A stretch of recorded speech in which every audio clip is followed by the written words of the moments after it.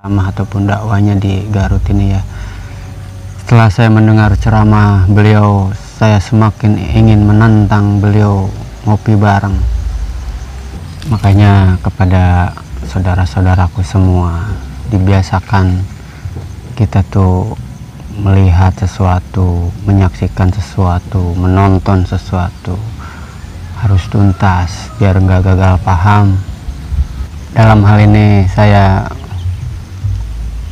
menantang Kiai Haji Madudin Usman, mungkin bisa dibilang dalam bentuk bahasa satire ya. Bukan arti sesungguhnya saya menantang dalam konotasi kekerasan. Saya menantang untuk ngopi bareng. Kalau sahabat, dulur-dulur semua paham filosofis kopi. Kadang dalam pergaulan itu kopi ini bahasa persahabatan, bahasa persaudaraan. Sering bertamu ke rumah teman ataupun saudara, pasti yang pertama akan ditawarkan adalah mau kopi. Pertama yang ditawarkan pasti mau ngopi lur, kopi apa? Inilah bahasa persahabatan ataupun bahasa persaudaraan. Yuk, mangga ngaropi sadayana. Dalam hal ini saya menantang itu bermaksud untuk siapa tahu ada netizen ataupun teman ataupun saudara Kiai Haji Madudin yang menyampaikan ini bahasa satire. Siapa tahu saya diundang untuk ngopi bareng. Kalau saya belajar pada beliau itu pantas, mungkin saya mau belajar pada beliau. Saya bukan mau berdebat ataupun berdiskusi, karena saya tidak mempunyai kompetensi di bidang itu. Dan kemarin saya baca komentar juga ya, netizen, lu katanya ngomong masih belepotan aja, begini.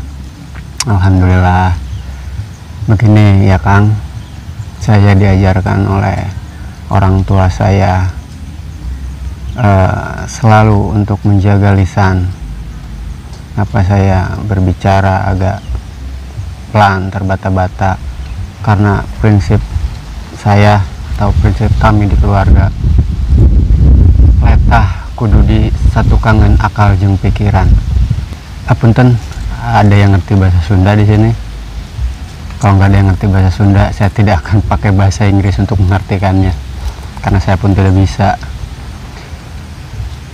Letah kudu disatukan akal jeung pikiran, artinya sebelum kita mengucapkan sesuatu, kita harus berpikir terlebih dahulu apakah ini bisa menyakitkan hati seseorang atau tidak. Jadi letah itu lidah harus diposisikan ada di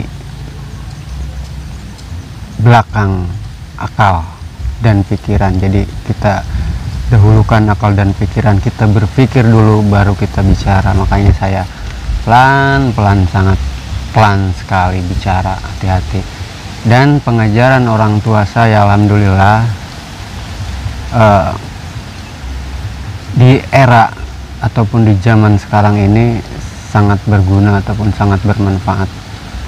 Karena kenapa? Kita berbicara sangat hati-hati karena ada delik. Sedikit-sedikit kita dilaporkan polisi. Saya mau mengomentari netizen yang kemarin di video saya,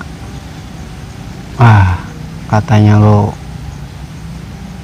jangan ngomong begini begitulah, tidak ada keilmuan, orang bodoh, orang kampung lah, dianggap ya dinilainya rendah mungkin. Begini Akang, Abang, apakah orang seperti saya, orang kampung, orang bodoh, tidak boleh berpendapat, sementara kita sebagai warga negara Indonesia berpendapat itu dilindungi oleh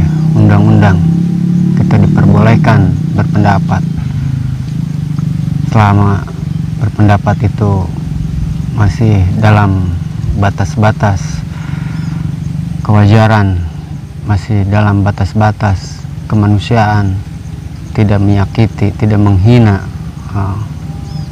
saudara-saudara kita yang lain. Padahal ketika kita berpendapat, berargumentasi, jadi bantahlah ataupun lawanlah dengan argumentasi lagi, jangan dengan emosi begitu.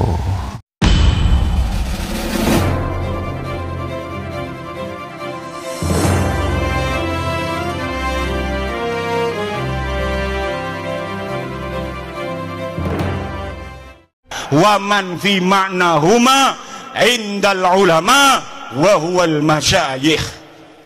Kalau dia bukan ibu kalian, kalau dia bukan ayah kalian, kalau dia bukan guru kalian, walaupun katanya dia kiai, walaupun katanya dia ulama, maka tidak ada kewajiban bagi kalian untuk menghormatinya dengan menghinakan orang tua dan guru kalian yang mengajari kalian sendiri. Artinya, apabila ta'arud antara menghormati orang tua dengan menghormati ulama itu, maka orang tua harus didahulukan terlebih dahulu. Setelah mendengar ceramah beliau, saya teringat kisah Uwais Al-Qarni. Beliau tidak terkenal di bumi, tapi beliau terkenal di langit karena akhlak dan adabnya kepada ibunya, mengenai memuliakan seorang ibu. Dalam kisah Uwais Al-Qarni ini, beliau seseorang yang sangat mencintai ibunya, sangat berakhlak dan beradab kepada ibunya. Satu ketika beliau mempunyai rasa keinginan yang besar untuk bertemu Rasulullah Shallallahu Alaihi Wasallam, akan tetapi beliau terhalang karena melihat kondisi ibunya yang sudah lumpuh dan buta. Beliau tidak mau meninggalkannya, padahal kerinduan beliau ingin bertemu Rasulullah Shallallahu Alaihi Wasallam itu sangat besar. Satu hari ibunya berkata pada beliau, mungkin naluri seorang ibu tahu, "Wahai Al-Qarni, jika engkau mau bertemu dengan baginda Rasulullah Shallallahu Alaihi Wasallam, pergilah dan di situ mendapatkan izin dari ibunya tercinta." Jadi kalau saya melihat fenomena akhir-akhir ini, jika kalian memperlakukan orang-orang yang kalian anggap suci dengan berlebihan, apakah kalian sudah memperlakukan ibu-ibu kalian seperti itu? Saya teringat kata-kata Rasul, siapa yang pantas dihormati?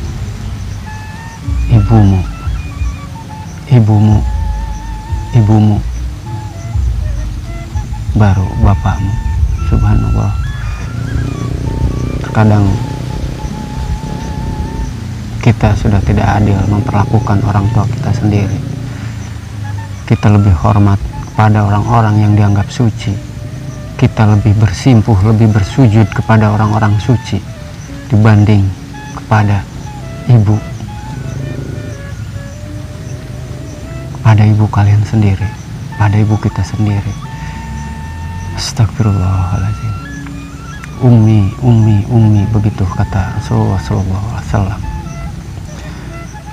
Dan saya teringat di akhir hayat beliau pun, beliau berkata, ummati, ummati, ummati. Beliau mengingat umatnya, beliau mengingat kita semua sebagai umatnya. Beliau tidak mengatakan keluargaku, keluargaku, keluargaku, ataupun keturunanku, keturunanku, keturunanku. Makanya kebesaran baginda Nabi Muhammad SAW jangan dikerdilkan sebagai milik keluarga. Beliau itu milik seluruh umat. Nama besar beliau jangan dikerdilkan menjadi milik keluarga.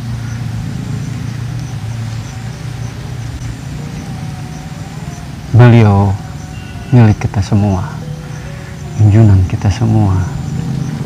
Astagfirullahaladzim.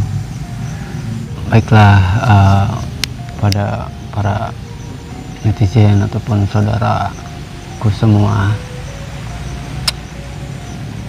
hanya ini yang bisa saya curhatkan ya.